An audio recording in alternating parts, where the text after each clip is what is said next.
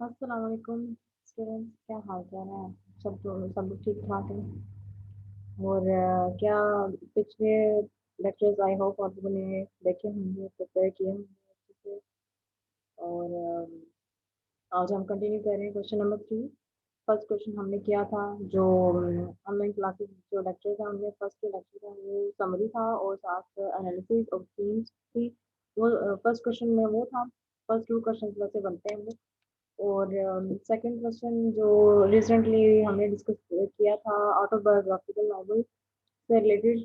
और उसमें हमने डिकन्स की रियल लाइफ और जो नॉवल में उसने रेफरेंसेस दिए हुए हैं और जिस तरह से वो लिखा है उसको हमने डिस्कस किया था। आज हम क्वेश्चन नंबर 3 स्टार्ट कर रहे हैं। तो list out all the characters of expectation and analyse them deeply.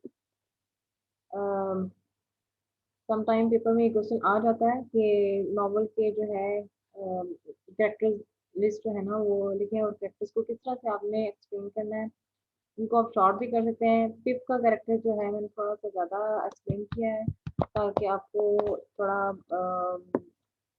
क्योंकि समटाइम ऐसा होता है कि किसी एक कैरेक्टर पे जो है ना वो क्वेश्चन आ जाता है। लाइक अगर पिप आ जाता है कि इसके कैरेक्टर का एनालिसिस करें, तो आप इसके कैरेक्टर का एनालिसिस इस तरह से करेंगे कि आप इसको दो तरह से और बल्कि हर तरह से इसको डिस्कस करना है। एज अ नरेटर भी, क्योंकि इसमें ये स्टोरी में खुद इन्वॉल्व है, एज अ नरेटर खुद बता रहा है अपनी स्टोरी।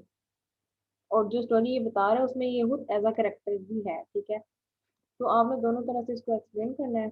तो ये मैं आपको अभी एक्सप्लेन करूंगी कि कैसे करना है, ठीक है। जो टेक्निक्स मैं आपको साथ साथ बताती रहती हूँ, ये बेशक अपनी डायरी पे अपनी नोटबुक्स पे नोट कर लिया करें, ताकि जब आप प्रिपेयर करने लगे या पेपर्स के टाइम आए तो आपको ये चीज़ें आपके सामने लिखी हुई हों। स्टिकी नोट्स पे लिख लें बेशक, ये रिमाइंडर के लिए होता है ताकि आप भूलें ना। ओके, स्टार्ट करते हैं। कैरेक्टर लिस्ट में सबसे पहले पिप का कैरेक्टर है, जिसका फुल नेम मैंने आपको बताया था कि फिलिप पेरेस है। तो बिल्डिंग रोमन का भी हम डिस्कशन इस बार में भी कर चुके हैं, लेकिन एक दफ़ा फिर रिपीट कर देती हूँ। अच्छा, building Roman Great Expectations represents the growth and development of a single character. Philip Pirrip, known as Pip, ठीक है, ये इसका शॉर्ट नेम था पिप। और बिल्डिंग ड्रामा मैंने आपको बताया था कि जो ग्रोथ होती है चाइल्डहुड से यंग एज तक या यंग एज से जो उनके जो बुढ़ापे तक का जो टाइम होता है, वो जो इस नॉवल में होता है उसको बिल्डिंग ड्रामा कहा जाता है। तो एक डेवलपमेंट होती है कैरेक्टर की, उसको बिल्डिंग ड्रामा कहा जाता है, ठीक है। Development of a single character, जो कि ग्रेट एक्सपेक्टेशंस में है पिप की। Pip is narrating his story many years after the events of the novel take place. There are really two Pips in Great Expectations. Dickens takes great care of distinguish them. यानी कि पिप जो है narrating, यानी कि खुद story अपनी सुना रहा है। जब मैंने आपको जो उर्दू सेंड की थी समरी, उसमें आपको आपने देखा होगा कि पिप खुद अपनी स्टोरी सुना रहा है, ठीक है। तो इसका मतलब ये है कि पिप नरेट कर रहा है अपनी स्टोरी, खुद बता रहा है, ठीक है। तो इस लिहाज से इसका एक कैरेक्टर ये बनता है कि वो अपनी स्टोरी खुद सुना रहा है। कितने ही story many years after the event, जब उसकी ये वो सारा कुछ हो गया। ऑब्वियसली उसने एक अपने बचपन से तो लिखना स्टार्ट नहीं किया हुआ ना ये नॉवल।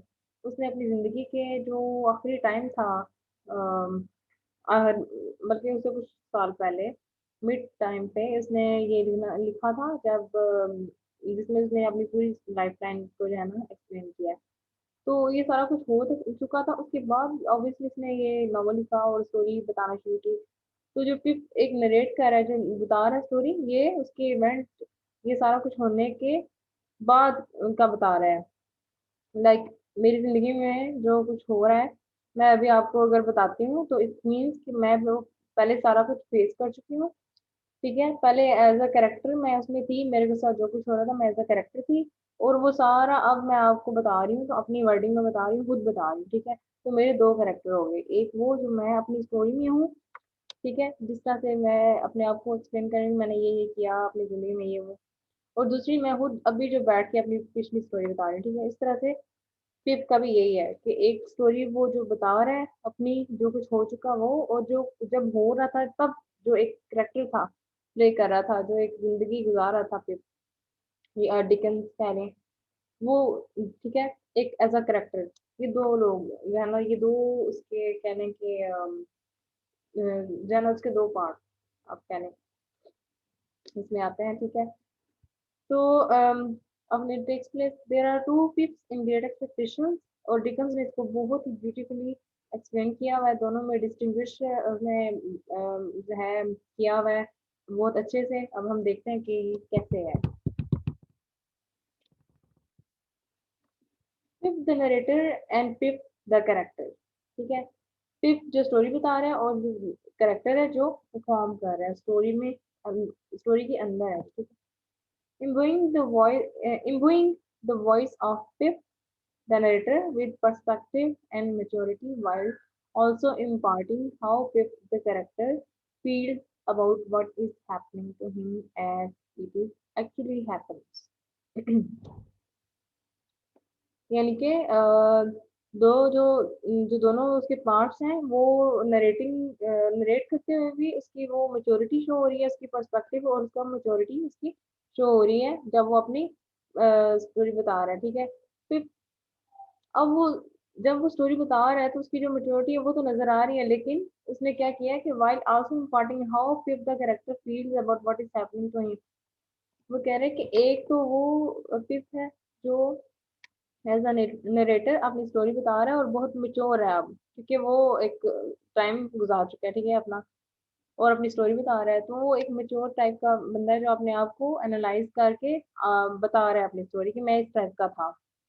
और दूसरा जो है करेक्टर है, और वो जो नरेटर है वो अपने करेक्टर के बारे में बता रहा है, वो बता रहा है कि उस टाइम पे मुझे क्या फील होता था जब मेरे साथ ये सारा कुछ हो रहा था, about what is happening to him, जब जो कुछ उसके साथ उस टाइम पे हो रहा था उसकी स्टोरी में, एज इट एक्चुअली हैपन्स, वो कैसा फील कर रहा था, ये वो जो है साथ साथ बता रहा था, ठीक है। ये दो उसके पार्ट्स हैं।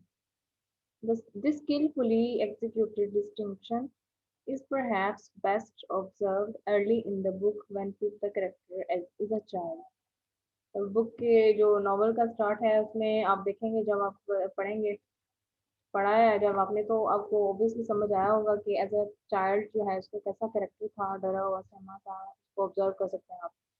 Pip the narrator, अब यहाँ पे कह रहे हैं here Pip the narrator gently pokes fun at his younger self, अब उसको अपना जो उसकी जवानी का टाइम था, जो बच्चा बचपना था और वो सारी हरकतें जो वो करता रहा था, उसको थोड़ा सा उसको जो है ना थोड़ा उसको हंसी आती है, जैसे हम कहते हैं ना कि हाँ अब जो कुछ पहले करते रहे हैं उसको सोच के उसको जहाँ उसके बारे में जब हमें ख्याल आता है तो हम थोड़ा उस पर हंसी आती है, हमें क्या हम क्या करते रहे हैं, तो यही चीज़ उसके साथ है कि उसको थोड़ा सा ये फन जो है ना वो महसूस होता है। But also enables us to see and feel the story through his eyes, जिस तरह से वो स्टोरी हमें बता रहा है ना, हम उसकी हमें ऐसा लग रहा है कि हम ही उसकी जगह खड़े होके जो है उसकी स्टोरी देखते हैं, ठीक है, यानी कि उसी की आंखों से हम उसकी स्टोरी जो है सुन रहे हैं और फील कर रहे हैं, इस तरह से हो रहा है। ओके, ऐसा कैरेक्टर एक कैरेक्टर के तौर पे क्या है, Pip has a deep desire to improve himself, अपने आप को, जब वो कैरेक्टर की हैसियत से जब हम उसके बारे में बात करते हैं कि नॉर्मल के अंदर एज अ कैरेक्टर उसकी क्या डिजायर है, अपने आप को वो इम्प्रूव करना चाहता है, ठीक है, अपने आप को एक बेहतर जगह पे देखना चाहता है, एजुकेशन हासिल करना चाहता है, जेंटलमैन बनना चाहता है, ठीक है, अपने आप को इम्प्रूव करना चाहता है, and attain any possible advancement, advancement यानी कि जहाँ पे वो अभी है इससे वो नेक्स्ट लेवल पे जाए, अपने आप को और एडवांस करे, आगे लेके जाना चाहता था, वेदर एजुकेशनल, चाहे वो एजुकेशनल लेवल पे हो, वो एडवांसमेंट जो है वो चाह रहा है, वो एजुकेशनल लेवल पे हो, मॉरल लेवल पे हो या सोशल लेवल पे हो। सोशल लेवल पे कैसे होगी कि वो अपना स्टेटस हाई कर सकता है, मॉरल लेवल पे कैसे होगी कि वो एक जेंटलमैन बन सकता है। एक जेंटलमैन कैसा होता है, उसका एक प्रॉपर वे होता है, एक proper way of talking, proper way of behaving, proper way of wearing dresses, there someone's personality, जिस तरह से अब हम दूसरे बंदे को ऑब्जर्व करते हैं कि उसकी पर्सनैलिटी कैसी है, वो आ जाता है इसमें सारा सोशल मॉरल और एजुकेशन, ठीक है। His longing to marry Estella, longing जितना उसने वो स्ट्रगल की या उसके जो भी ख्यालात थे और ख्वाहिशात थी एस्ट्रेला से शादी करने के लिए। And join the upper classes stems from the same idealistic desire. उसकी एस्ट्रेला से शादी और अपर क्लास ज्वाइन करने की जो उसकी कोशिशें थी, उसकी जो ख्वाहिशें थी, उसकी जो विशेस थी। स्टेम्स स्टेम्स आपको इसका मीनिंग आपको पता है, स्टेम्स और रूट्स क्या होती हैं? From the same idealistic. अब ये जो अस्ट्रेला से शादी और अपर क्लास का जो था, अस्ट्रेला से ही ये जुड़ी हुई चीज है कि अस्ट्रेला एक हायर अपर क्लास से बिलोंग करती होती है और उसका एक अपना एक स्टैंडर्ड होता है। तो उस उसी को लेके वो उसको अस्ट्रेला से शादी का फिर अपर क्लास का जो है वो आइडियलाइज करना शुरू कर देता है, उसके डिजायर पैदा हो जाती है उसमें कि मैं ये चीज अपने जिंदगी में भी लेके आऊँ। From the same idealistic desire as his longing to learn, to read, and his fear of being punished for bad behavior. उसको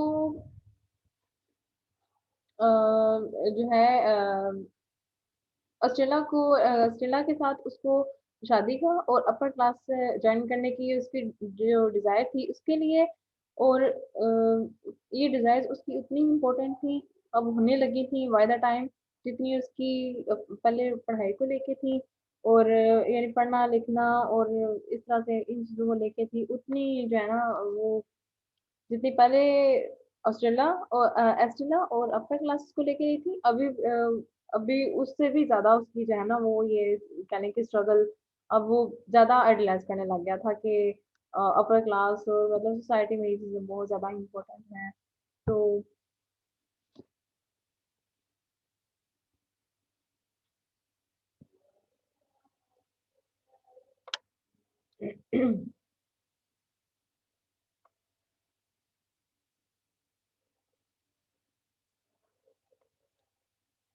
fear of being punished।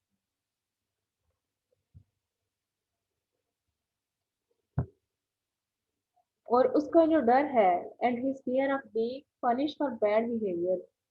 उसकी जो सिस्टर के सास है उसको मार पड़ती रहती थी और हर टाइम उसकी वो इक्वलिटी को वो फेस कर रहा होता था, तो वो इस चीज से निकलना चाहता था बाहर। वो कहता उसको अब वो दिन रियलाइज हो गया था कि अब वो बच्चा नहीं है और वो इस चीज से निकलना चाहता था कि जो है एक बुरा होने का उसको एहसास दिलाया जाता था। वंस ही अंडरस्टैंड्स, जब उसको समझ आ गया, वो समझ गया आइडियाज लाइक, जब उसको ये दुनियावी चीजें समझ आ गई, ठीक है।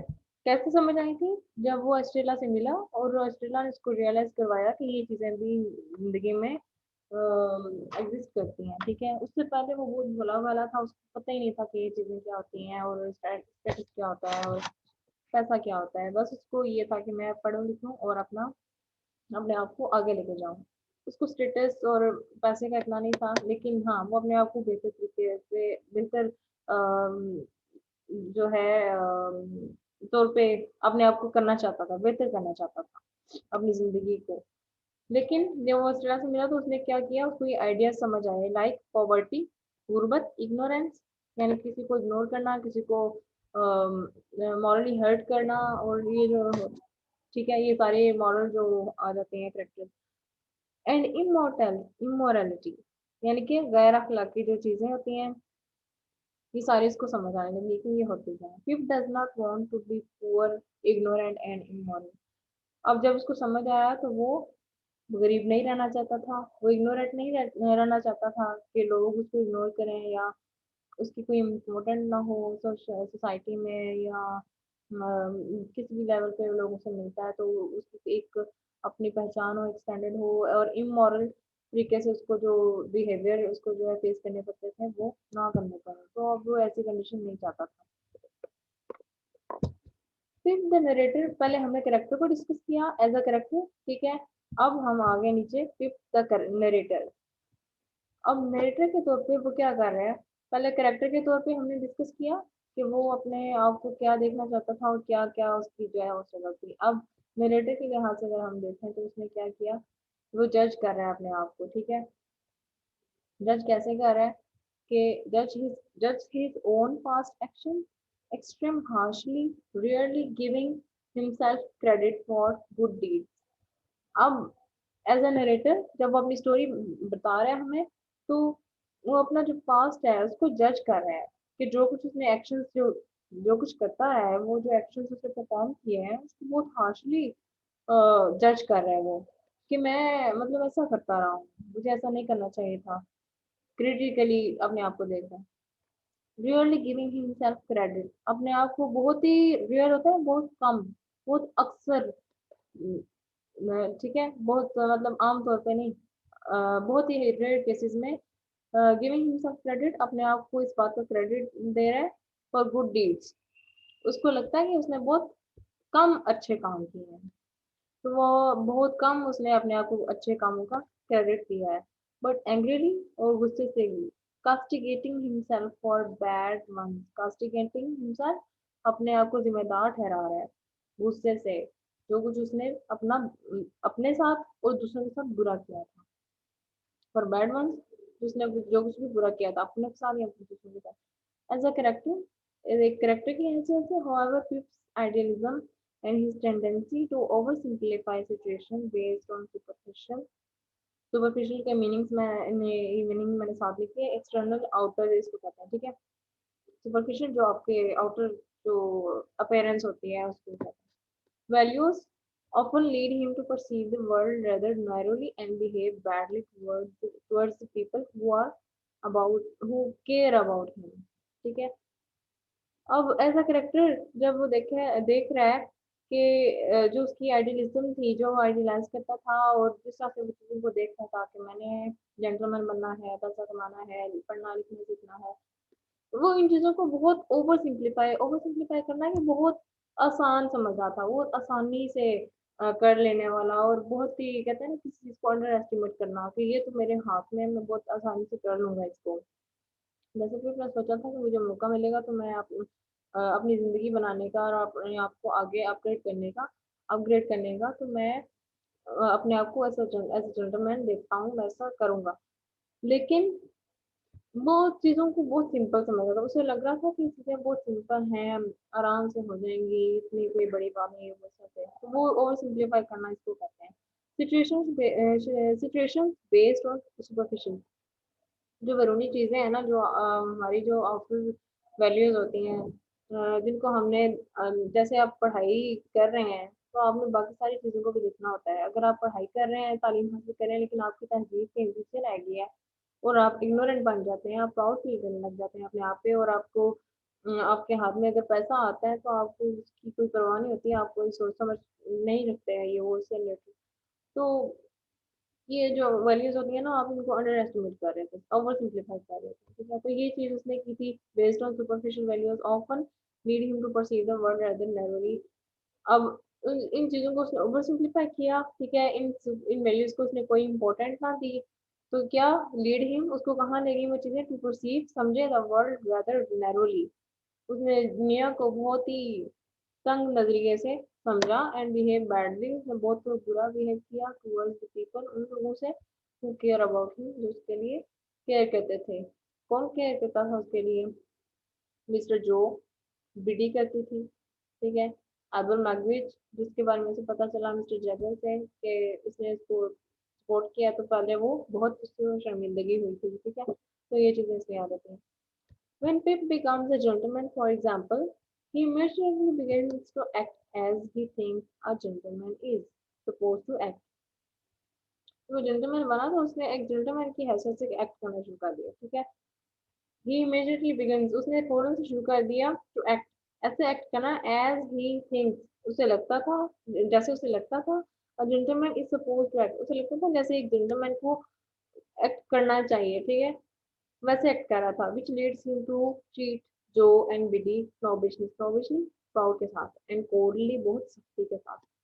तो उसे लगता था कि एक जेंटलमैन जो है एक बहुत प्राउड और एक अपने स्टैंडर्ड में रहता है, पर्सनालिटी होती है उसकी, इस तरह से वो बिहेव करता है, वो उसमें रहने लगा, और वो उसका नुकसान क्या हुआ कि जो और बिडी से दूर हो गए थे, और उसको उन दोनों को वो बहुत प्राउड और कोल्डली बिहेव करता था, ठीक है। अच्छा अच्छा, पहले उसने बताया as a character, as a narrator बताया, अब वो कह रहा है कि on the other hand Pip is at heart a very generous and a sympathetic young man. वगैरह के करेक्टर और नरेटर के कोई साइड पे करके अगर दूसरे तरफ देखा जाए तो पिप जो है बाय हार्ट अगर देखा जाए तो एक बहुत जनरस बंदा है, लिबरल यानी कि बहुत खुली सोच वाला अच्छा इंसान। सिंपैथेटिक जो हमदर्द होता है, ठीक है। A fact that can be witnessed in his numerous acts of kindness throughout the book, helping Magwitch secretly buying Herbert's way into business, and his essential love for all those who love him. अब उसके kind heart और sympathetic जो उसकी nature है उसका कहाँ से अंदाजा लगाया जा सकता है? Affect that can be witness, हम इससे इसकी गवाही दे सकते हैं, अंदाजा लगा सकते हैं। In his numerous acts of kindness, ने काइंडनेस कहाँ से शो की इस नॉवल में? हेल्पिंग मैगविच, मैगविच की हेल्प की at the end of novel, जब वो शिप पे उसको बिठा के लेके जा रहा होता है उसको, जब वो इलीगली आया होता है और उसको पकड़ लिया जाता है, तो वहां से वो उसे वापस भेजने की कोशिश करता है और उसकी हेल्प कर रहा होता है, ठीक है। यहाँ पे वो उसकी काइंडनेस शो हो रही होती है। सीक्रेटली बाइंग हर्बर्ट्स वे इनटू बिजनेस, अब हर्बर्ट को वो उसके वे ऑफ बिजनेस को अडॉप्ट भी कर रहा होता है, लेकिन हर्बर्ट की मदद भी करता है उसके बिजनेस में। तो ये उसकी काइंडनेस थी जो कि बुक में शो की गई है। And his essential love for all those who love him, जिन जिनको वो जो लोग उसे चाहते थे उनके लिए उसने फिर बदले में उनको देर से ही सही लेकिन उनको भी उसने वो उतनी ही मोहब्बत दी है, ठीक है। Okay, not long after meeting Miss Havisham and Estella, Miss Havisham और एस्टेला से जो है बहुत ज़्यादा टाइम तो नहीं उनकी मतलब मिले हुए हुआ था, जब क्या था, पिप्स desire for advancement largely overshadows his basic goodness, उसकी जो एडवांसमेंट की डिजायर थी ना, अपने आप को अपग्रेड करने के लिए, अपने आप को आगे लेके जाने की जो उसकी विशेष थी, ठीक है, वो कहीं जो है ना उसके चक्कर में उसकी जो गुडनेस थी ना वो थोड़ी पीछे रह गई। ओवरशैडो होता है कि किसी चीज के आगे कुछ शैडो आ जाना, किसी चीज का पर्दा पड़ जाना, ठीक है, कहते हैं ना अक्ल के आगे पर्दा पड़ जाना। तो ये हुआ था कि वो जो डिजायर थी ना for advancement largely over shadow his basic goodness, जो उसकी बेसिक गुडनेस थी ना उसके ऊपर हावी हो गई थी वो उसकी डिजायर। तो उसकी अपनी जो गुडनेस थी वो कहीं थोड़ी सी पीछे रह गई, ठीक है, जिसकी वजह से उसने बाद में काफी ज्यादा सर्वाइव किया था। After receiving his mysterious Fortune, जब मिस्टीरियस होता है मिजरेबल, ठीक है, तो बहुत गमगीन, ठीक है, अपनी किस्मत को जब उसने ये देखा अपने साथ होते हुए, मिस्टीरियस फॉर्चून, अब मिजरेबल जो उसकी कंडीशन देखी अपनी, बात की, पहले उसने इग्नोरेंस शो की, उसकी गुडनेस कहीं पीछे रह गई, इग्नोरेंस शो की उसने अपने जो लोग मिलने वाले थे मोहब्बत करने वाले थे, और उसकी आइडियलिस्टिक आइडियलिस्टिक विशेष के पीछे, ठीक है, वो जाता रहा। तो उसने क्या किया, अपना बहुत ज्यादा नुकसान कर लिया, उसकी वजह से वो उसके जो चाहने वाले थे वो कहीं बहुत ज्यादा पीछे रह गए।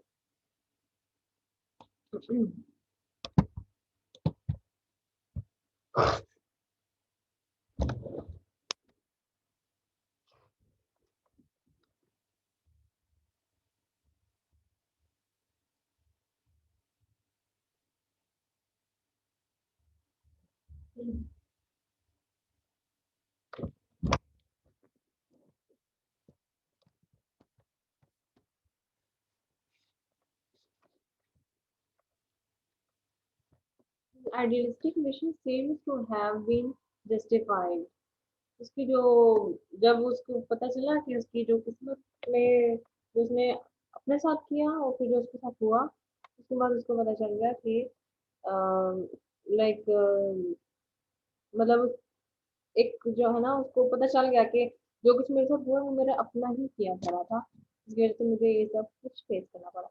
And he gives himself over to a gentlemanly life of idleness, ठीक है, अपने आप को उसने फिर एक जो है ऐसी जिंदगी जो है वो जो उसने आइडियलाइज की उसने वो गुजारना शुरू कर दी।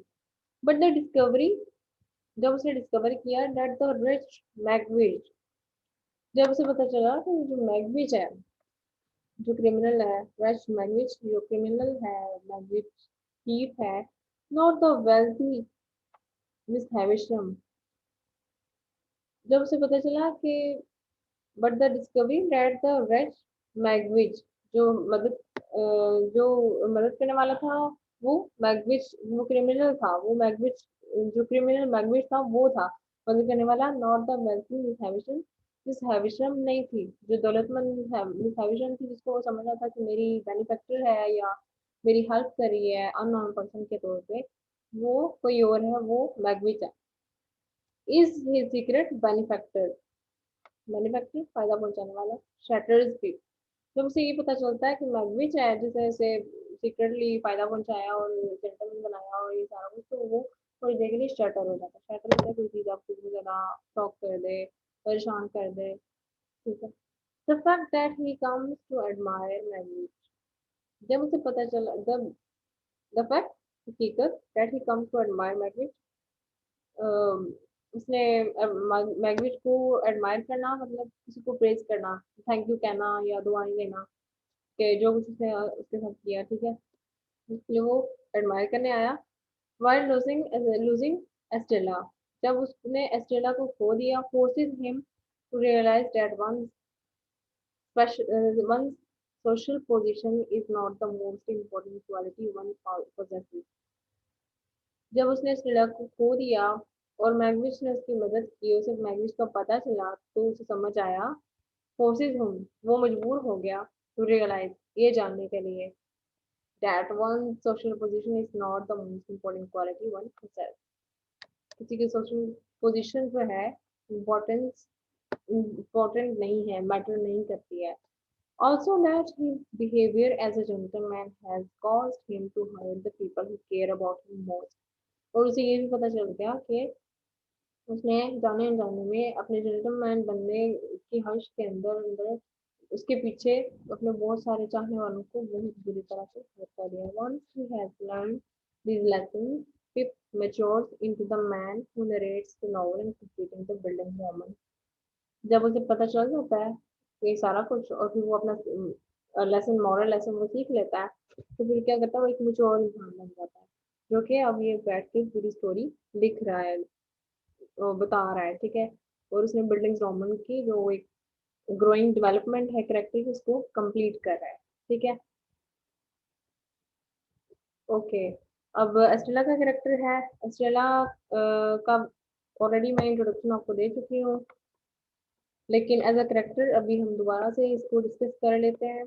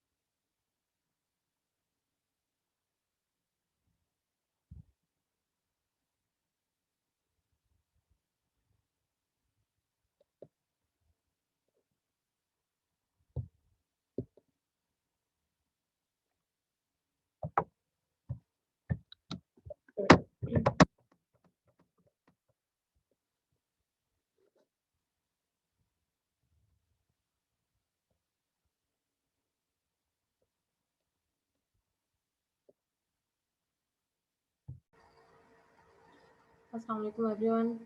सो हमने कंटिन्यू करना था ऑस्ट्रेलिया का करेक्टर, ठीक है, मैं वहीं से अभी स्टार्ट कर रही हूँ अगेन। क्वेश्चन नंबर 3 था, ठीक है। So Estella is a supremely ironic character. Ironic, अब आपको पता चली गया कि आयरॉनिक करेक्टर क्या होता है, जिसको जो सामने कुछ और होता है और अंदर से कुछ और होता है, ठीक है। और उसको आयरॉनिकली हम इसलिए बता रहे थे क्योंकि वो अपना जो इनर साइड है, अपनी इनर साइड उसको एक्सप्रेस नहीं कर पाता इंसान, वो उसको छुपा के रखना चाहता है ताकि मेरे लोगों के सामने इंसल्ट ना हो जाए, ठीक है। ओके, एक ऐसा कैरेक्टर है जो कि आयरॉनिक कहा जा सकता है इसको, one who darkly undermines the notion of romantic love and serves as a bitter criticism against the class system in which she is mired, ठीक है। मैंने मीनिंग साथ साथ लिखे हुए हैं, आप लोग देख लेना। अंडरमाइंस का मतलब है अंडरकट, यानी कि किसी चीज़ को बहुत ही स्लाइटली सा लेना, हल्का लेना, ठीक है, अंडर एस्टिमेट करना। और मायर्ड होता है कि स्टक, किसी चीज़ में फंस जाना, ठीक है।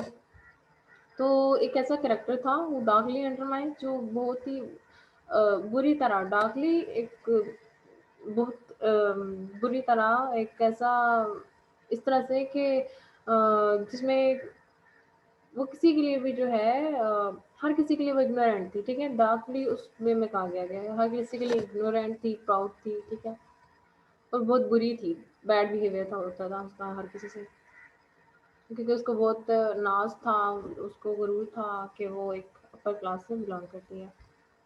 The notion of romantic love, जो उसने एक मोहब्बत की जो एक फीलिंग्स हैं, serves as a bitter criticism, उनको उसने मोहब्बत की जो फीलिंग्स हैं, लव की जो फीलिंग्स, उसको उसने अंडरमाइन किया, अंडर एस्टिमेट किया, and serves as a bitter. Bitter होता है बहुत ही इग्नोरेंट वे में, लाइक वैसे वर्ड लिटरली मीनिंग है खट्टापन जिसको कहते हैं, ठीक है। बिटर होता है खट्टा, तो जो दूसरों के लिए बुरा हो, गलत हो, ठीक है।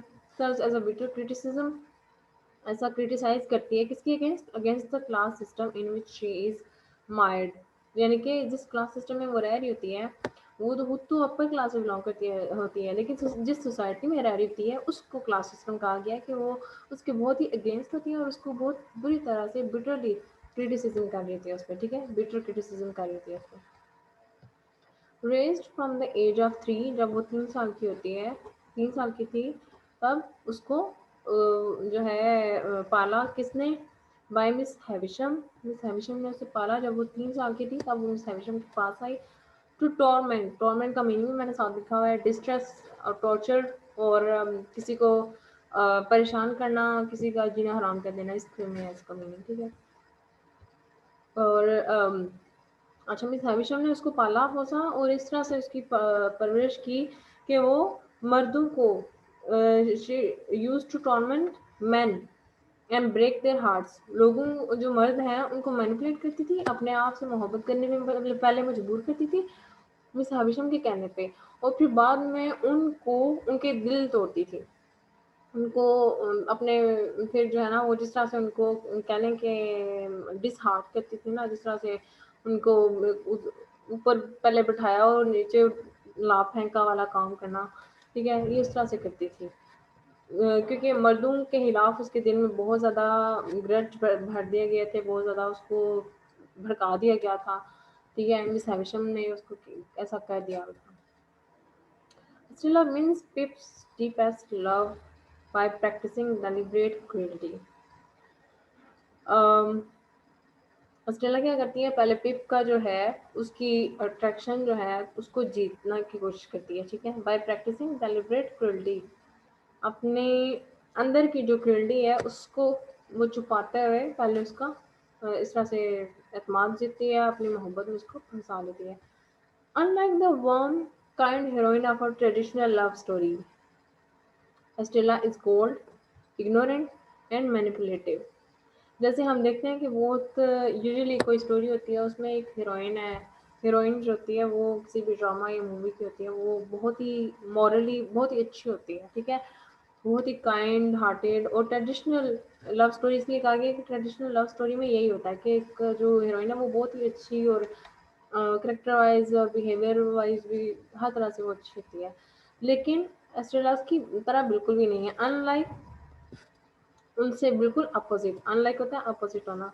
The worm kind heroine of a traditional love story, traditional love story की जो हीरोइन है वो वार्म और काइंडनेस होती है उसमें, उसकी तरह ही बिल्कुल नहीं, बिल्कुल उसके opposite. Stella is cold, ignorant and manipulative. Now she represents Pip's first longed for ideal of life among the upper classes. वो पिप को एक ऐसी क्लास रिप्रेजेंट करती है कि अपने आप को और अपनी जो अपर क्लास है उसको इस तरह से प्रेजेंट करती है कि जो पिप है वो इसको आइडियलाइज करना शुरू कर देता है, ठीक है। Stella is actually even lower born. Lower born का मतलब है जो बहुत ही लो स्टेटस से बिलोंग करना, ठीक है। देन पिप, उसका पिप से भी लो स्टेटस होता है, क्यों? क्योंकि वो एक मेड की बेटी है। स्टोरी में जो उसकी मिस्टर जैगर्स की मेड है मॉली, अस्ट्रेलिया मॉली की बेटी है। लेकिन स्टोरी में ये नहीं बताया गया कि जो मॉली है वो मेड कैसे बनी, ठीक है। वो ऑलरेडी मेड है। अब वो कैसे बने, कब थी, ये उसका बैकग्राउंड नहीं है। बैकग्राउंड ये बताया गया है कि मैगविच, जो एस्ट्रेला है वो मैगविच की बेटी है, और ये दोनों पिप से भी लोअर क्लास से बिलोंग करते हैं। एक ऐसी क्लास से बिलोंग करते हैं जहाँ पे लोग दूसरों के घर में काम करते हैं, ठीक है। तो इसकी जो मदर है वो मॉली है, मॉली मिस्टर जैगर की मेड है। तो ये बताने का मकसद, ये जो स्टोरी में बताया गया है इसका बैकग्राउंड, ये इसलिए बताया गया है कि एस्ट्रेला अपने आप को जितना मर्जी अपर क्लास से बता ले, अपना बैकग्राउंड बताती है बाहर से, लेकिन एक्चुअली वो किसकी बेटी है, एक नौकरानी की बेटी है, ठीक है। तो ये मैटर करता है। आपने ये नहीं सोचने बैठा ना कि वो मेड कैसे बनी मोली, ठीक है। Okay, where was I. Then Pip, as Pip learns near the end of the novel, जब नॉवल का एंड होने वाला है तो पिप को क्या पता चलता है, she is the daughter of Magwitch the convict, and जो मैगविच है, कॉन्विक्ट है, उसकी बेटी है, and belongs to the very lowest level of society. और उसे ये पता चलता है कि ये तो मेरे से भी लो लेवल से बिलोंग करती है, सोसाइटी के लो लेवल से बिलोंग करती है, ठीक है। लेकिन उस पे फिर उस टाइम पे वो खुद भी तो स्टेबल हो चुका होता है मेंटली, तो उस चीज़ को वो ज़्यादा जो है बाहर से नहीं देखता, जो पिप है, कि एस्ट्रेला तो अब मुझसे भी लोअर स्टेटस से एक्चुअली वो भी मुझसे भी लो स्टेटस से बिलोंग करती है, तो मैं इस चीज़ पे काउंट करूँ। Ironically, Estrella is victimized twice by her adopted class.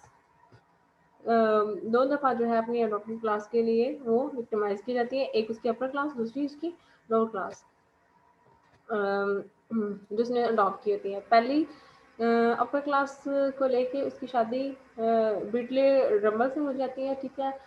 और ये उसका एक एक अडॉप्टेड क्लास होती है उसकी, और सेकंड उसकी अडॉप्टेड क्लास जब उसका जो है उसके हस्बैंड की डेथ होती है या डिवोर्स हो जाता है, जो भी है, आई थिंक डेथ होती है।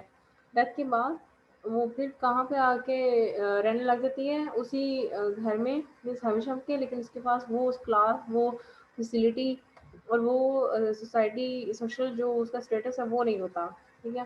तो ये दो जो ट्वाइस कहते हैं दो चीज़ों को, दो को adopted, जो इसकी दो adopted क्लासेस है ना वो ये हैं।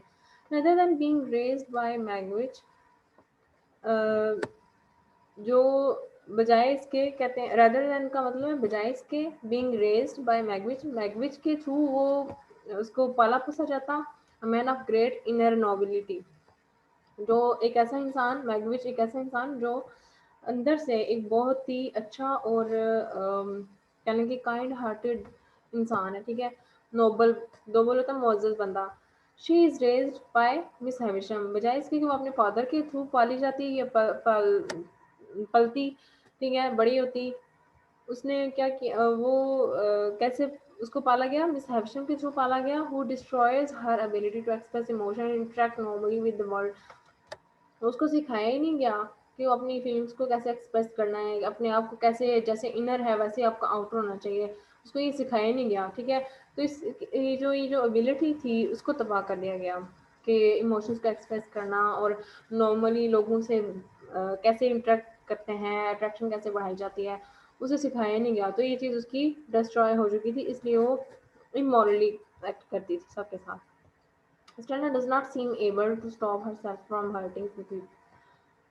um, हम कह रहे कि स्टेला जो है ना, डज नॉट सीम, ऐसा लगता नहीं था, ठीक है। सीम होता नजर आना, ऐसा नजर नहीं आता था, एबल इस काबिल होती to stop herself from hurting कि अपने आप को वो पिप को हट करने से रोक नहीं पाती थी, क्योंकि उसको इमोरली सिखाया गया था ये सारा कुछ, ठीक है। But she also seems to not hurt him, लेकिन ऐसा भी लगता था कि उसे हर्ट नहीं भी करना चाहती थी। वो उसको हर्ट करने से रोक भी नहीं पाती थी अपने आप को, लेकिन वो हर्ट करना भी नहीं चाहती थी, ऐसा भी नजर आता था नॉवल में। She repeatedly warns him. अब देखें, वो एस्ट्रेला जो है उसको हर्ट करती थी और हर्ट करने से रोक नहीं पाती थी, ठीक है। लेकिन वो हर्ट नहीं भी करना चाहती थी, क्यों नहीं करना चाहती थी ये हमें नजर कैसे आता है, ऐसे शी रिपीटेडली वॉर्न्स हिम, क्योंकि उसे वो बार बार उसने पिप को वॉर्न किया था that she has no heart and seemed to urge him as strongly as she can find happiness by leaving her behind. अब उसने कई बार पिप को बताने की कोशिश की कि उसका दिल नहीं है, उसका जो काइंड हार्टेड वो नहीं है, वो उससे दूर रहे। पहले तो उसने मिस हैविशम के कहने पे उसका दिल जीता और उसको इस तरह से करने की कोशिश की, लेकिन उसने साथ साथ ये भी बताया कि मेरे पास दिल नहीं है, मैं काइंड हार्टेड नहीं हूँ, तुम मेरे पीछे ना आओ। और उसने इस तरह से उसे स्ट्रांगली अपने आप से दूर रहने को कहा, urge him as strongly as she can find happiness. वो उसने इस तरह से उसको स्ट्रांगली मजबूर करने की कोशिश की कि मेरे बगैर मुझे छोड़ कर भी तुम अपनी खुशियाँ हासिल कर सकते हो। उसने इस तरह से किया, as she can find happiness by living her behind. उसे लगता था कि वो मुझे छोड़ के अपनी हैप्पीनेस हासिल कर सकता है और मैं इसे छोड़ के अपनी खुशियाँ हासिल कर सकती हूँ।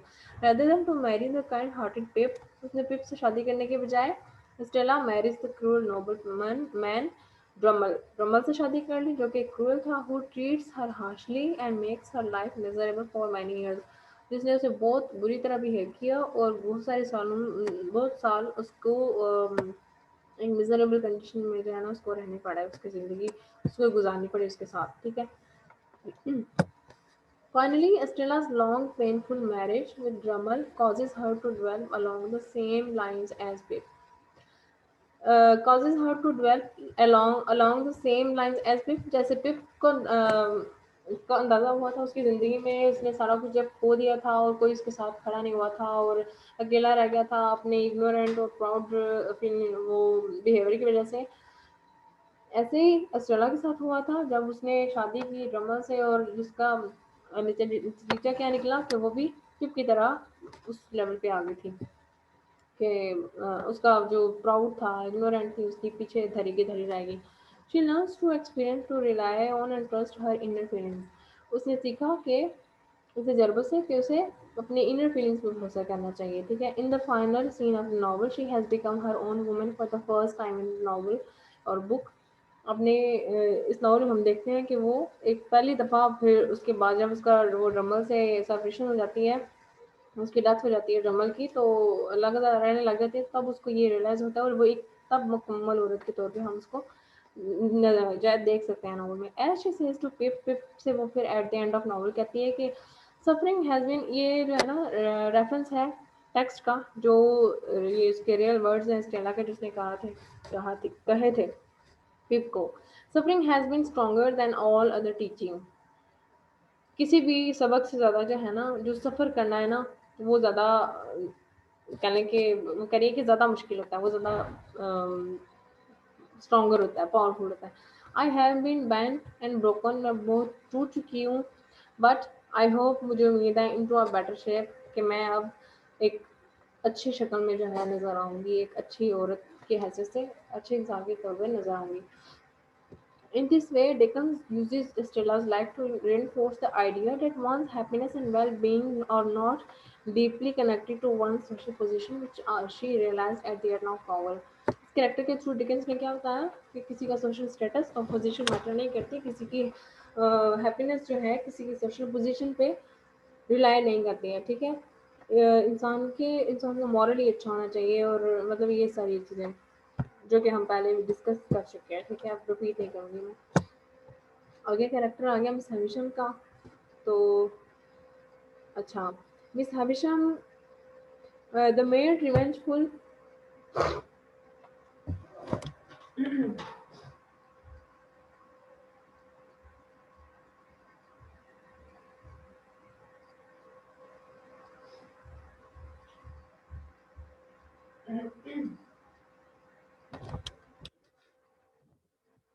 Miss Havisham the mad revengeful Miss Havisham जो कि मैड सॉरी एक ऐसी पागल औरत की हैसियत से उसका कैरेक्टर था नॉवल में, ठीक है।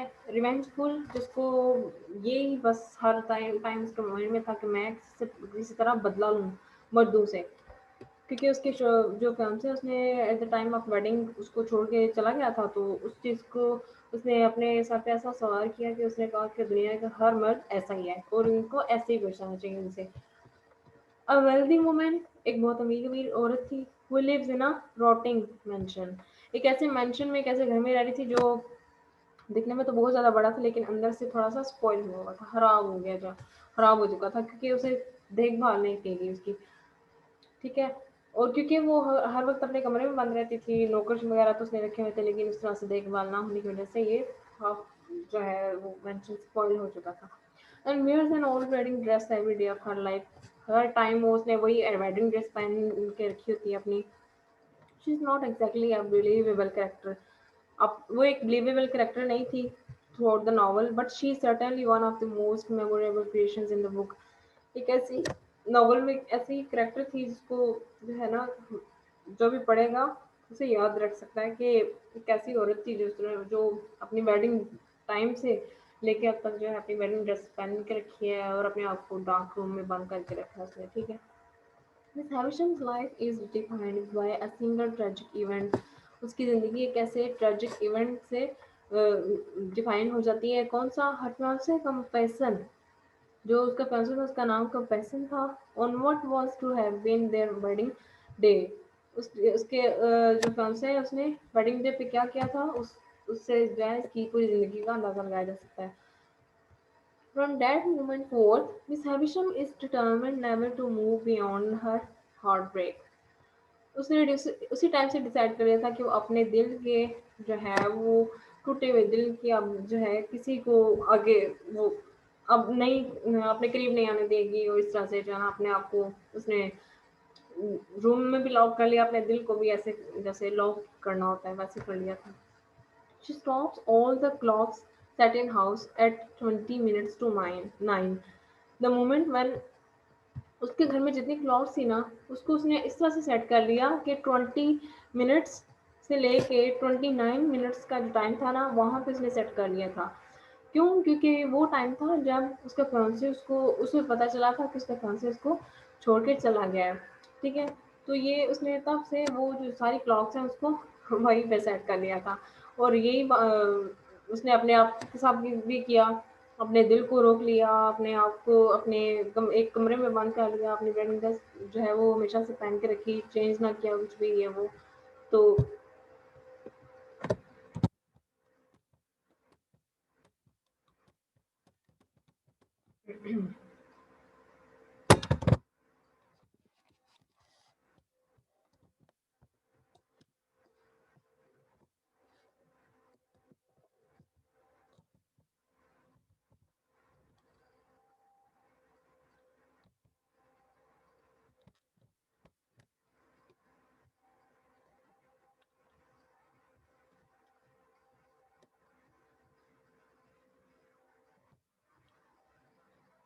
शी जब उसे पता चला कि उसका फियांसे उसको छोड़ गया तो तब से वो क्लॉक वो अपने जितनी भी घर की थी उसको ऐसे ही सेट कर लिया था।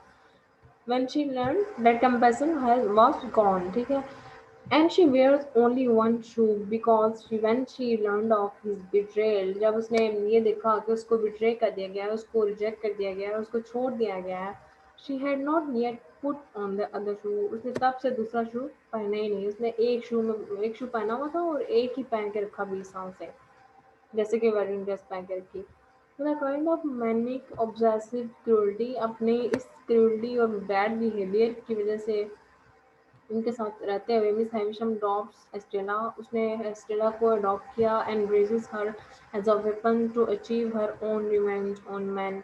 उसने उसको इस तरह से पाला कि वो अपना बदला ले सके मर्दों से इसको यूज़ करके। Miss Havisham is an example of single minded pursued destructively, एक ऐसे लोगों के लिए एग्जांपल है जो अपने जो है नुकसान की वजह से दूसरों को अपने साथ जो होने वाली ट्रेजेडी का बदला दूसरों से लेते हैं और दूसरों की ज़िंदगियाँ बर्बाद कर देते हैं अपनी वजह से, ठीक है? सिंगल माइंडेड यानी कि सिर्फ अपना सोचते हैं। Both Miss Havisham and the people in her life suffer greatly because of her quest of for revenge. जो मिस हैविशम है उसने अपनी ज़िंदगी में तो सफ़र किया, लेकिन उससे जुड़े जितने लोग थे जो उसकी ज़िंदगी में आए उन्होंने भी मिस हैविशम की वजह से बहुत ज़्यादा सफ़र किया, क्योंकि वो उनसे भी रिवेंज के लिए ही की हैसियत वो नीयत से ही मिलती थी, और इस तरह से जो है ना वो उनको भी सफ़र करना पड़ा। Miss Havisham is completely unable to see that her actions are harmful for people.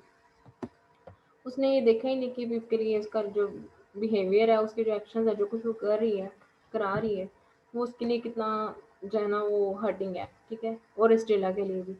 She is redeemed at the end of the novel when she realizes that she has caused Pip's heart to be broken in the same manner as her own. उसे at the end of novel पता चलता है कि मैंने तो पिप का दिल ऐसे ही तोड़ दिया जैसे कि मेरा अपना टूटा था, ठीक है? Rather than receiving any kind of personal revenge, बजाय इसके कि उसने अपना कोई पर्सनल रिवेंज वो जी करना हो, उसने क्या किया, she has only caused more pen. बजाय इसके कि वो रिवेंज अपना पर्सनल रिवेंज लेती एक कंपैशन से, उसने जो है और ज़्यादा दर्द जो है दूसरों को भी देने की कोशिश की, और खुद भी जो है ना वो सफ़र किया। Miss Havisham immediately begs people for forgiveness, reinforcing the novel's theme that bad behavior can be redeemed by guilt and sympathy. Theme की जो नॉवल है उसकी थीम यही है कि जो बैड बिहेवियर है उसको गिल्ट और सिंपैथी से आप ओवरकम कर सकते हैं, ठीक है? जब आपको अशेम्ड होते हैं, जब आपको एहसास होता है कि आपने गलत किया है, तो आप अपना बैड बिहेवियर छोड़ के पीछे अपने गिल्ट और सिंपैथी के थ्रू अपने आप को ओवरकम कर सकते हैं। तो मिस हैविशम ने भी ऐसे ही किया, at the end of novel उसकी पिप से माफी मांग ली। आगे कैरेक्टर है एबल मैगविच का। एबल मैगविच द कॉन्विक्ट, जो क्रिमिनल था, ठीक है, जिसके पीछे पुलिस पड़ी हुई थी, चोर था। Magwitch is absent for much of the novel but functions as a major instigator for plot activity. Overall novel में ये इतना खास नजर नहीं आता, लेकिन जितना भी नजर आया उसने एक मेजर कैरेक्टर की तरह से उसने अपना रोल प्ले किया है। He is also key to changing the way Pip understands the world. पिप जिस तरह से दुनिया को उसने परसीव किया, पिप ने पहले भी और बाद में भी, उसके पीछे इसका बहुत बड़ा हाथ है, ठीक है? After Magwitch appears in London, जब वो लंदन में आता है, and reveals himself as Pip's benefactor, और पिप को बताता है कि वो उसका बेनिफैक्टर है वो अननोन बंदा है जिसने उसकी खुफिया तौर पे मदद की है मिस्टर जैगर्स के थ्रू। He tells his life story to Pip, अपने बारे में पिप को बताता है, एंड हर्बर्ट और हर्बर्ट को भी, हर्बर्ट जो उसका पिप का दोस्त होता है। Magwitch makes it clear that his life of crime is rooted in neglect. उसे एहसास होता है, और वो ये क्लियरली बताता है कि उसने जो है अपनी ज़िंदगी अपने हाथों से बर्बाद की है। अपना जो क्राइम है उसने उसको खुद जड़ से जो है ना वो निकाला है, खुद जड़ें उसको जो है ना, वो कहते हैं ना कि एक चीज़ को खुद पानी देना, अपनी जड़ों को पानी देना, इस तरह से कहता है कि मैंने अपने क्राइम को खुद पानी दिया है, कि खुद उसको बढ़ाया है, ठीक है? किसके पीछे? पैसे के पीछे, जिससे उसको पैसे की कमी थी, क्योंकि वो एक मेड उसकी बीवी थी और वो भी उसका शोहर था, और इस तरह से लो स्टेटस से बिलोंग करता था, तो उसे ये सारा कुछ करना पड़ा।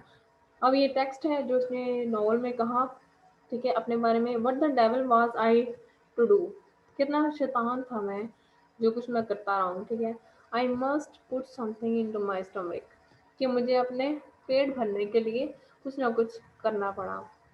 This explanation suggests Magwitch would have preferred to live as a contributing member of society but was driven into criminality because of a lack of options. उसके पास options नहीं थे, इसलिए बजाय इसके कि वो सोसाइटी का एक ऐसा contributing member की हैसियत से वो रहता, ठीक है, वो रह सकता था, लेकिन उसने क्या किया कि अपने आप को क्रिमिनलिटी की तरफ ले गया, क्योंकि उसके पास कोई और ऑप्शन नहीं था इसके अलावा। His decision to fund Pip's transformation into a gentleman is motivated by his desire to get an empathetic taste of all the things he could not experience himself. पिप को अननोन पर्सन की हैसियत से उसको gentleman बनाने का मकसद ये था कि जो कुछ वो खुद एक्सपीरियंस करता रहा है, और खुद जो कुछ वो नहीं बन सका वो उसे बनाए, उसके लिए कुछ कर सके, क्योंकि उसे पिप ने बताया था कि वो अपनी बहन की क्रूरल्टी के साथ रह रहा है, और इस तरह से उसके पेरेंट्स नहीं हैं, और ये वो गरीब है, तो इसलिए फिर उसने डिसाइड किया कि मैं इसकी मदद करूँगा, इसे जेंटलमैन बनाऊँगा जो कि मैं नहीं बन सका। I have come to that old country to see my gentleman spend his money like a gentleman, that will be my pleasure. जब वो पिप से मिलता है वापस आके और अपने मन में बताता है कि मैं वो अननोन पर्सन हूँ, तब ये वो लाइन्स कहता है टेक्स्ट में कि मैं अब अपनी कंट्री पहले वाले कंट्री में ये देखने आया हूँ एक जेंटलमैन को जो कि एक जेंटलमैन की हैसियत से पैसा खर्च कर रहा हो और मुझे ये देख के वो खुशी होगी, that will be my pleasure. ठीक है, अच्छा। और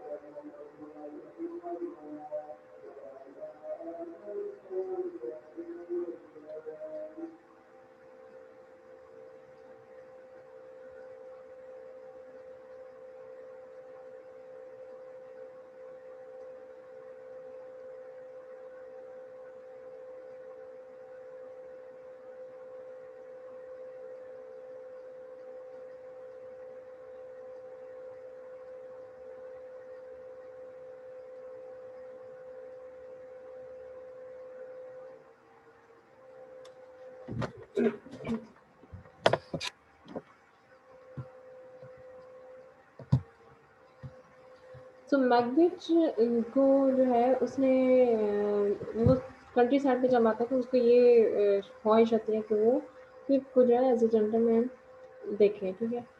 ये उसकी रेफरेंस जो टेक्स्ट का है रेफरेंस वो दिया गया है, उसकी लाइंस हैं टेक्स्ट से। Macbeth does not develop as a character.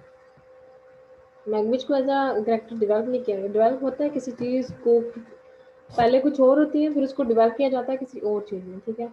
जैसे करेक्टर डिवेल्प हुआ ऑस्ट्रेलिया का, पिप का और मिस हैविशम का, जिनको रिकेट्स होते हैं बाद में, ठीक है।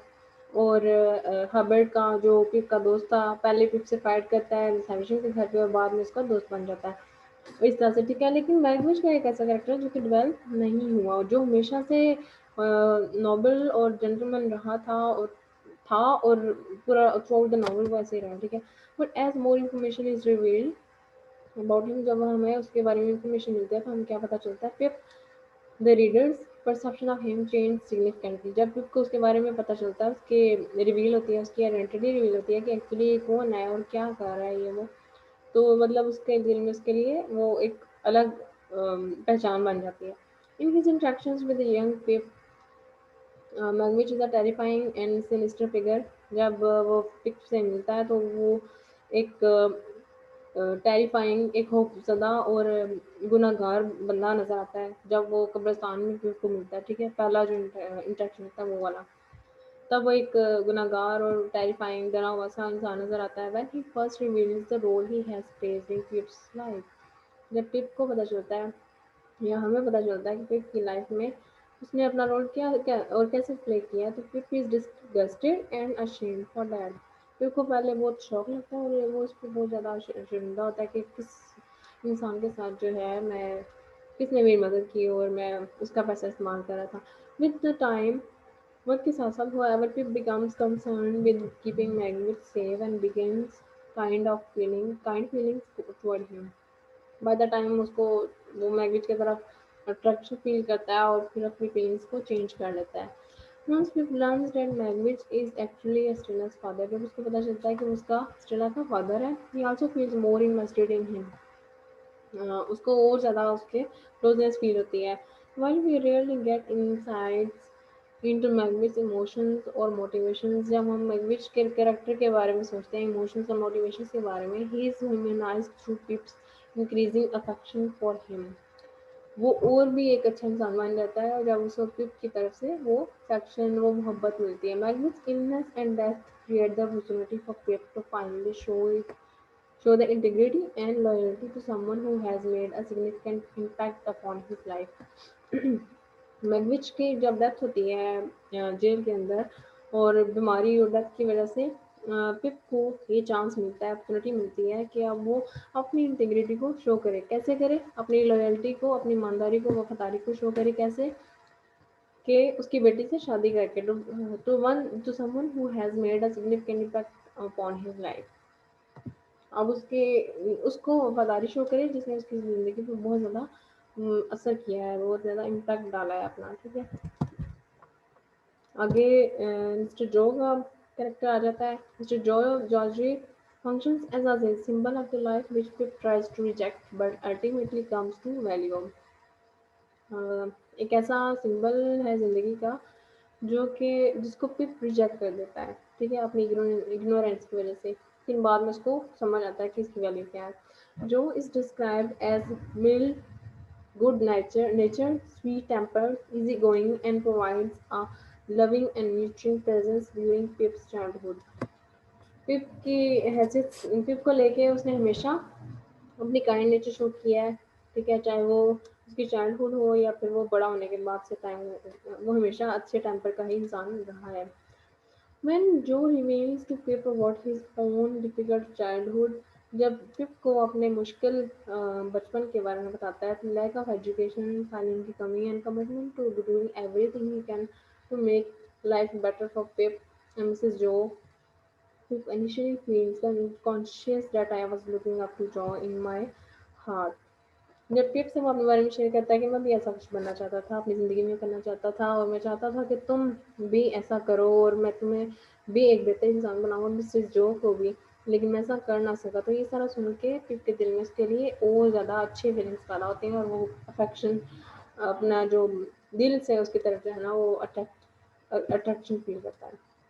However, once Pip becomes obsessed, जब वो एक दफ़ा उससे ऑब्सेस हो जाता है with measuring up to Estella standard, obsessed होना किस चीज़ से एक दूरी महसूस करना, स्टेला की स्टैंडर्ड्स की वजह से ही बिकम्स इंक्रीजिंगली अशेम्ड ऑफ जो, जब वो एक दूरी पैदा हो जाती है स्टेला के स्टैंडर्ड्स की वजह से और वो इग्नोरेंट हो जाता है, बाद में फिर उसको शर्मिंदगी होती है जो से।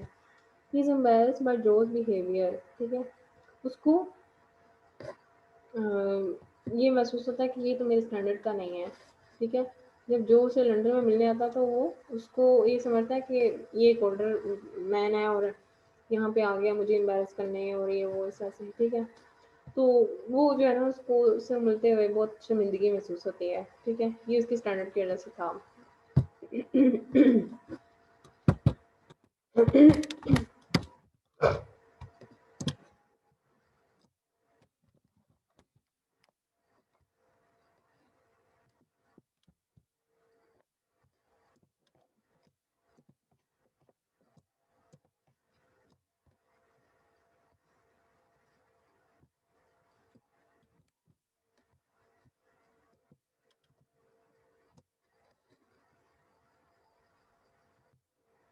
और अब ये मोमेंट्स यहाँ पे बताए गए हैं कि कब वो उसको उसके साथ था उसके घर आता है और फिर जब वो लंदन पे उसको विजिट करने आता है तो उसको कितनी शर्मिंदगी होती है। As Pip admits I wanted to make Joe less ignorant in common that he might be worthier of my society. वो कहते हैं कि मैं उसको अपना लेस इग्नोरेंट शो करना चाहता था और कॉमन पर्सन शो करना चाहता था, लेकिन लेकिन वो मुझे लगता था कि वो शायद ही मेरी सोसाइटी में एडजस्ट होता हो।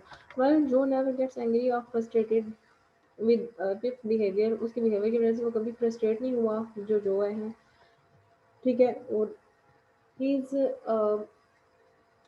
showed enough to serve the way he is being treated and responds with quiet dignity.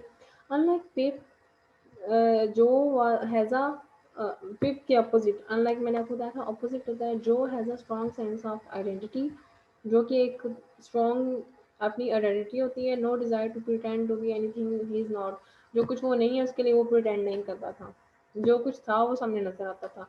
जो चॉइस टू पे ऑफ पिप्स डेप्ट, पिप का जो कर्जा उसने जो पे किया था उसकी जो चॉइस वो shows that he is faithful loving and gentle, जो उसने उसका कर्जा पे किया था वो ये शो करता है कि वो एक जेंटल और लविंग और फेथफुल इंसान है, ठीक है, जिस पे भरोसा किया जा सकता है, भरोसेमंद। अम, आगे मिसेस जो का करेक्टर है miss Pip's sister and Joe's wife known only as Mrs Joe. Mrs Joe को मिसेस जो ही कहा जाता है, उसको कोई नाम नहीं बताया गया थ्रू द नॉवल, ठीक है। मिसेस जो is a cruel strict, abusive, stern and overbearing figure to the both Pip and Joe. Pip and Joe के लिए वो एक जालिम खातून होती है, स्ट्रिक्ट सख्त होती है, अब्यूसिव जो गालियाँ देती है, स्टर्न एंड ओवरबेयरिंग जिसको बर्दाश्त करना बहुत ज़्यादा मुश्किल हो, दोनों के लिए था, ठीक है। She keeps a spotless house hold, और जो घर की जितनी भी जिम्मेदारी थी और कंट्रोल था उसके हाथ में था। Frequently threatens her husband and her brother with cane, अपनी छड़ी से अपने भाई और अपने हस्बैंड को डराती थी और मारती भी थी, विच शी कॉल्स टिकलर, टिकलर, अपनी छड़ी को वो टिकलर कहती थी। She also forces them to drink a foul tasting concoction called tar water, एक ऐसा फॉल टेस्टिंग बैड स्मेल और एक अजीब सा जो है ना वो उनको देती थी, जिसको वो टार्ड वाटर कहती थी। वो एक ऐसे अजीब से जो है ना वो टेस्ट वाला था, एक ड्रिंक थी। शायद वो अपनी जो है ना यानी कि सेटिस्फेक्शन के लिए अजीब तरीके से वो बनाती रहती थी उनके लिए। मिसेस जो इज़ प्रिटी, यानी कि इतनी उसको जो है ना उसकी इम्पोर्टेंस नहीं थी, इतनी स्लाइटली सा उसको बताया गया है और सोसाइटी में भी उसका करेक्टर कुछ खास नहीं समझा जाता था। But she is ambitious, her fondest wish is to be something more than what she is, the wife of the village blacksmith. उसको लगता था कि वो गाँव के जो ब्लैक है, ब्लैक स्मिथ यानी कि लोहार है, उसकी बीवी है। तो वो इससे ज़्यादा अपने आप को आगे ले जाना चाहती थी। उसकी विश थी कि मैं अपने आप को इससे आगे लेके जाऊँ। वो इस हँसी से रहना नहीं चाहती थी, ठीक है? तो इसलिए उसका एम्बिशन था वो ये था कि वो अपने आप को एक ब्लैक स्मिथ की बीवी से आगे कुछ एक अपने स्टैंडर्ड तक लेके जाए, क्योंकि उसकी कोई इम्पोर्टेंस नहीं है, ये भी वो जानती थी, ठीक है। मिस्टर जगस का आ जाता है करेक्टर। मिस्टर जगस मैं नेक्स्ट वीडियो में कंटिन्यू करती हूँ, ठीक है।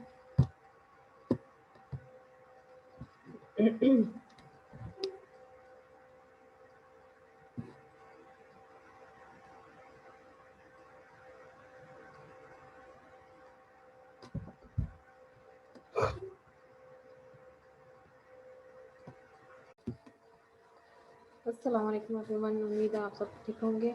हमने मिस्टर जो के कैरेक्टर तक किया था, ठीक है। मिसेस जो का कैरेक्टर भी हमने कर लिया था। अब आगे हमने कंटिन्यू करना है मिस्टर जगस का कंटिन्यू वो कैरेक्टर, ठीक है।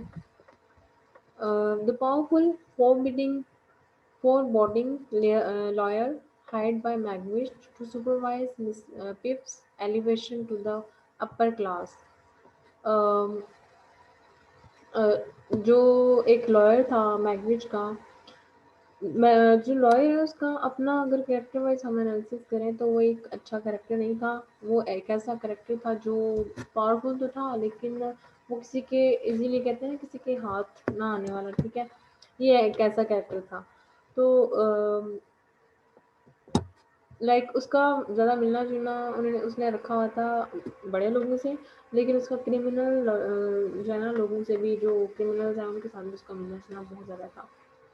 एक ऐसा लॉयर था जो जिसने पिप को जो है उसकी एलिवेशन को अपर क्लास एलिवेशन यानी कि उसका जो स्टैंडर्ड है उसको हाई लेवल पे जाना लेके जाने के लिए मैगविच के साथ मिलकर काम किया as one of the most important criminal lawyers in London. London में से जितने भी क्रिमिनल लॉयर्स में थे जो अच्छे वाले लॉयर्स थे उनमें से इसका शुमार होता था। Jaggers is privy to some dirty business. उसका जो है थोड़ा सा कहते हैं कि उसको इसलिए भी कहा जाता है कि वो थोड़ा सा इसका बिजनेस ऐसा है, डर्टी है, मतलब थोड़ा रिश्वत रिश्वत वगैरह लेना और सिफारिश वगैरह पे काम करना इस सेंस में आ जाता है। ये कंसर्ट्स उसकी पार्टनरशिप किसके साथ होती है, द विशियस क्रिमिनल। मोस्टली जो क्रिमिनल्स होते हैं उनके साथ वो मिलना जुलना था उसका। Even they are terrified of him, हालांकि वो इस लॉयर से भी डरते थे, वो क्रिमिनल भी लॉयर से डरते थे। But there is more to जजेस than he is inaccessible experience. ये कह रहे हैं कि इससे ज़्यादा भी इसके बारे में बहुत कुछ है जो नहीं बताया गया, इतना ओपनली नहीं बताया गया, ठीक है। अब वो क्या है अब देखते हैं। He seems to care for people, यानी कि एक तरफ उसका ये ऐसा कैरेक्टर है जिसका लोगों से मिलना जुलना है, हाई लेवल के लोगों से और क्रिमिनल्स से भी मिलना जुलना है, और पावरफुल एक बंदा है। लेकिन वो कैसा है, he seems to care for people. वो पीप के साथ बहुत अच्छा था, उसका ख्याल रखने वाला था, ठीक है। उसको उसका ख्याल होता था। And before the novel begins, he helps Miss Havisham to adopt the orphan Estella. May be उसने देखा हो कि मैगविच और मॉली की इस तरह से कंडीशन नहीं है कि वो एक अपनी बेटी को पाल सकें, क्योंकि मैगविच तो जेल जा चुका था। तो जो नॉवल स्टार्ट होता है तब क्या है कि बैकग्राउंड में क्या होता है कि मिस हैविशम जो है वो अडॉप्ट कर चुकी होती है एस्टेला को। ये बता के उसको ये मिस्टर जैगर उसको ये बता के लेके आता है कि ये ऑर्फन है, यानी कि ये 3 बच्चे हैं तो इसको पाल लो। जगर स्मेल्स स्ट्रांगली ऑफ सोप। ये भी मैं आपको अभी एक्सप्लेन करती हूँ। He washes his hands obsessively as a psychological. He washes his hands obsessively as a psychological mechanism to keep the criminal taint before from corrupting him. अपने एक होता है ना कि इंसान जब कुछ गुनाह करता है या गलत काम करता है तो वो एक उसको वहम सा हो जाता है, तो उसको भी एक थोड़ा सा वहम होता था, साइकोलॉजिकल थोड़े इलनेस थी इसको, तो इसलिए अपने हाथों को जो है साबुन से धोता था। और साबुन की जो खुशबू है वो बहुत उसको अच्छी लगती थी, ठीक है। और अपने जो क्रिमिनल टेंट है उसको वॉश अप करने के लिए जिसने उसको करप्ट कर दिया हुआ था उसको वॉश करने के लिए, अपने वहम को धोने के लिए वो अपने हाथ बार बार धोता था, ठीक है। हर्बर्ट पॉकेट जो कि अभी अभी पता चल जाएगा, जो मैंने आपको पहले भी बताया था कि मिस हाविशम के घर पे मिलता है और दोनों की लड़ाई होती है, और बाद में इसका जो है फादर है मैथ्यू पॉकेट इसको लेके साथ चल जाता है और फिर वहाँ पे हर्बर्ट और ये दोनों फ्रेंड्स बन जाते हैं। Pip first meets Herbert pocket in the garden of Satis house when a pale young gentleman. When as a pale young gentleman, Herbert challenges him to a fight. जब सैटिस हाउस यानी कि miss Havisham के घर पे उसको मिलता है और वो उसको चैलेंज करता है, हर्बर्ट उसको चैलेंज करता है कि तुम मुझसे लड़ाई करो. Years later, बहुत सारे साल बाद they meet again in London. Again London में again मिलते हैं and Herbert becomes Pip's best friend and key companion after Pip's upgrading to the status of gentleman. जब वो अपने आप को अपग्रेड कर लेता है एक जेंटलमैन की हैसियत से, तब भी वो उसका एक साथी बनाया जाता है. Herbert nicknames Pip Handel. वो पिप को निक नेम हैंडल से पुकारता था. He is son of Matthew Pocket. Matthew Pocket का बेटा था. और मैथ्यू पॉकेट कौन था? Miss Havisham's cousin. Miss Havisham का कजन था Matthew Pocket and hopes to become a merchant so that he can afford to marry Clara Barley. Clara Barley एक औरत थी, खूबसूरत औरत जिससे वो शादी करना चाहता था और उसको उसकी ख्वाहिश ये थी कि वो एक ट्रेडर बनता, एक जैसे जो तजारत करने वाले होते हैं ना, वो बनता और पैसा कमाता और इस अमीर औरत से शादी करता अपने स्टेटस को हाई लेवल पे लेके जाने के लिए. मिस हैविशम का कज़न था मैथ्यू पॉकेट, और मैथ्यू पॉकेट ही वो बंदा था जो पिप को लंदन लेके जाता है. तो इसीलिए पिप को लगता है कि शायद मिस हैविशम ये सब करवा रही है उसको जेंटलमैन बनाने के लिए. ठीक है. सो आगे करेक्टर है बीडी का. बीडी एक simple kind hearted country girl होती है. ठीक है. Biddy first befriends with Pip when they attend school together. School friends से दोनों तब से उनकी फ्रेंडशिप चलती आ रही थी. After Mrs Joe's attacked and becomes an invalid. Invalid मतलब इस काबिल नहीं होती कि वो अपने पाँव पे खड़ी हो सके. ठीक है. और लाइक मेमोरी लॉस होती है उसकी और इनेबल होती है खाने पीने के इस तरह से. तो उसके बाद क्या होता है कि Biddy moves into Pip's house to take care of her. उसका ख्याल रखने के लिए बीडी जो है उसके घर शिफ्ट हो जाती है पिप की तरफ. So most of the novel Biddy represents the opposite of Estella. Estella के बिल्कुल ऑपोजिट करेक्टर है इसका. बहुत सॉफ्ट और काइंड हार्टेड लड़की थी. She is plain kind moral and of Pip's own social class. Pip की क्लास से ही ये बिलोंग करती होती है और एक बहुत काइंड हार्टेड और अच्छी मॉरली अच्छी होती है. ठीक है.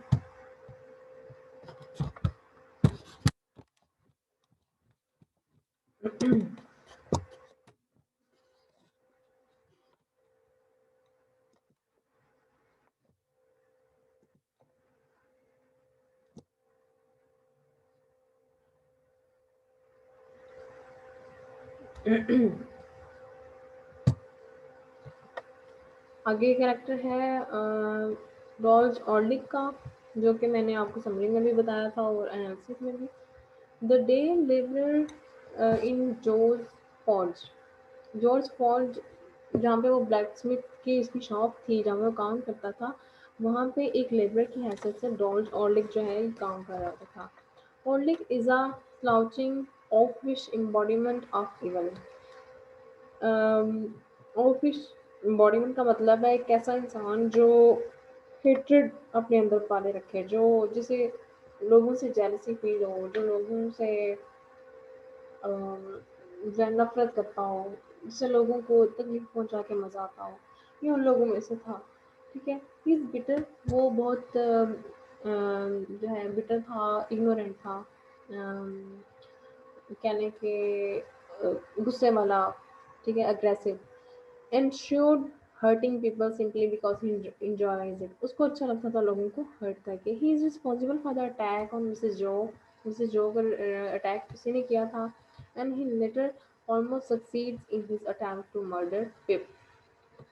और बाद में पिप को भी मारने की कोशिश करने में ऑलमोस्ट कामयाब हो चुका था, लेकिन पिप जो है वो बच जाता है. आगे है अंकल पम्बलचुक, जिसके बारे में भी बताया जा चुका है पहले. अभी भी एक्सप्लेन कर देती हूँ. Fifth self important arrogant uncle. Fifth के जो है ये अंकल थे और एक एरोगेंट पर्सन है और अपना एक सेल्फ इम्पोर्टेंट पर्सन था. ठीक है. He is actually Joe's uncle. Joe का अंकल था and therefore Pip's uncle in law. ठीक है. But Pip and his sister both call him uncle Pumblechook. A merchant obsessed with money. एक ऐसा trader था जिसने पैसे को अपनी तिजारत बनाया हुआ, ठीक है।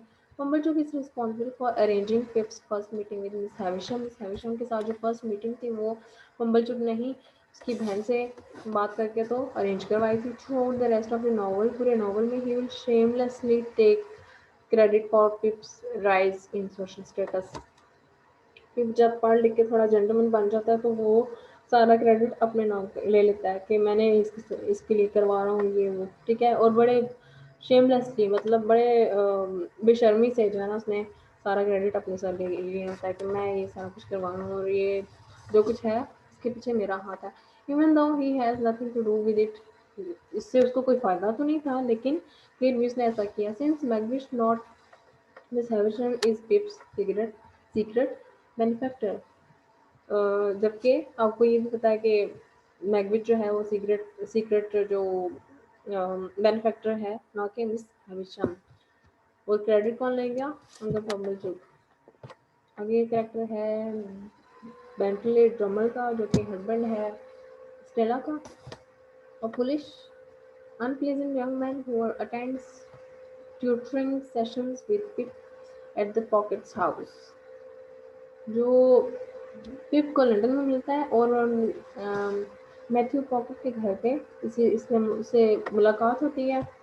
Drummer is a minor member of the nobility, वो नोबल पर्सन तो होता है, एक अमीर इंसान तो होता है लेकिन नॉर्मली बहुत ज़्यादा भी नहीं अमीर होता, माइनर सा होता है। In the sense of superiority which makes him feel justified in acting cruelly, harshly towards everyone around him. उस लोग को बहुत फ़ख्र होता है इस चीज़ पे कि मैं सुपीरियर हूँ, बहुत बरतर हूँ सबसे, और मेरे आगे ये सारे इनके स्टेटस लो हैं। ये चीज़ उसको बहुत क्रूअल और हार्श और रूड बना चुकी होती है सबके सामने।